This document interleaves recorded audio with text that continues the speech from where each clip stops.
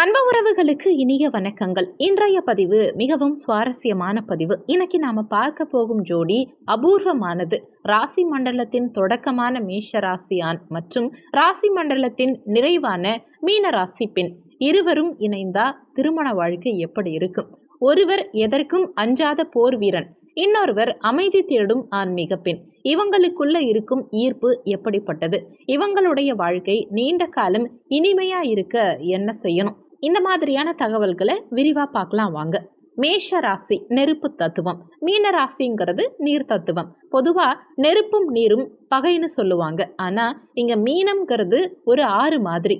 மேஷத்தின் அனல தணிக்கும் குளுமை மீனத்துக்கிட்ட இருக்கு. மேஷராசி கணவரை பொறுத்த வரைக்கும் குழந்தை மனசு கொண்ட வீரர்.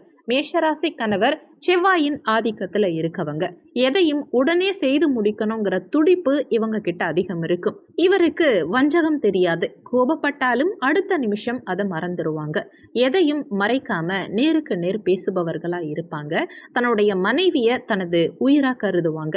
அவங்களுக்காக எதையும் செய்ய துணியும் தைரியம் இவங்க கிட்ட இருக்கும். மீனராசி மனைவியை பொறுத்த வரைக்கும் முதிர்ச்சியான வழிகாட்டியா இருப்பாங்க.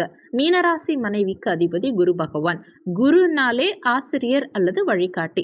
இவங்க கிட்ட இயற்கையாவே ஒரு முதிர்ச்சியும் அழகான சிந்தனையும் இருக்கும்.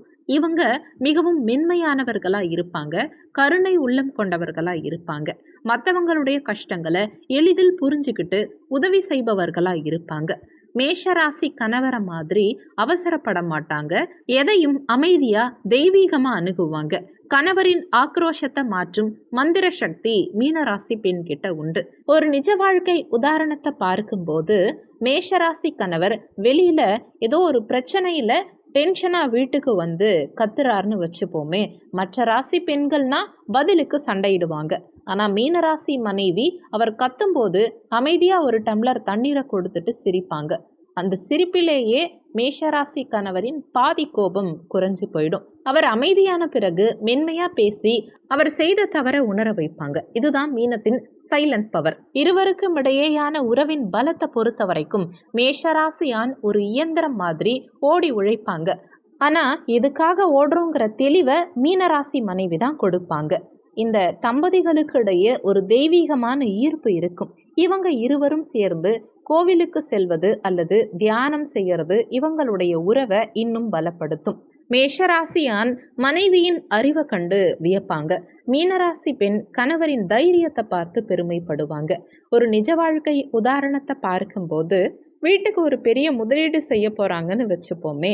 மேஷராசி கணவர் அவசரமா ஏதோ ஒரு இடத்துல பணத்தை போடலான்னு சொல்லுவாங்க. ஆனா மீனராசி மனைவி அதோட சாதக பாதகங்களை ரொம்ப தெளிவா ஆராய்ஞ்சு சொல்லுவாங்க. கணவர் உனக்கு என்ன தெரியும்னு கேட்டாலும் கடைசியில அவங்க சொன்னதுதான் நடக்கும். ஏன்னா குருவின் அம்சம் கொண்ட மீனராசி பெண்ணோட தீர்க்க தரிசனம் எப்பவுமே சரியாதான் இருக்கும். இருவருக்கும் இடையேயான சவால்களை பார்க்கும்போது மேஷராசி ஆண் சில சமயம் கடுமையா பேசிடுவாரு.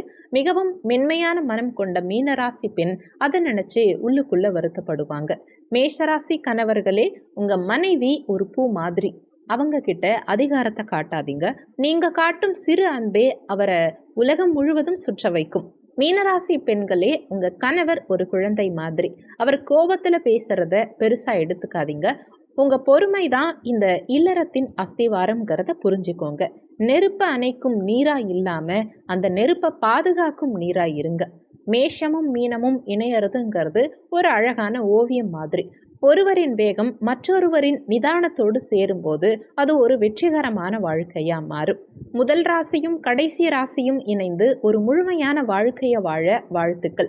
வீடியோல சொல்லியிருக்க பலன்கள் பொதுவான பலன்கள். மற்றபடி உங்க சுயஜாதகத்துல இருக்கும் கிரக நிலைகளும் தற்போதைய தசாபுத்தியும் தான் உங்க வாழ்க்கையில என்ன நடக்கணும் எப்படி நடக்கணுங்கிறத தீர்மானிக்கும். அதனால உங்க சுயஜாதகத்தை பார்த்து கிரகநிலைகள் எப்படி இருக்காங்க, என்ன தசாபுத்தி இப்போ உங்களுக்கு நடந்துகிட்டு இருக்குங்கிறத தெரிஞ்சுக்கோங்க.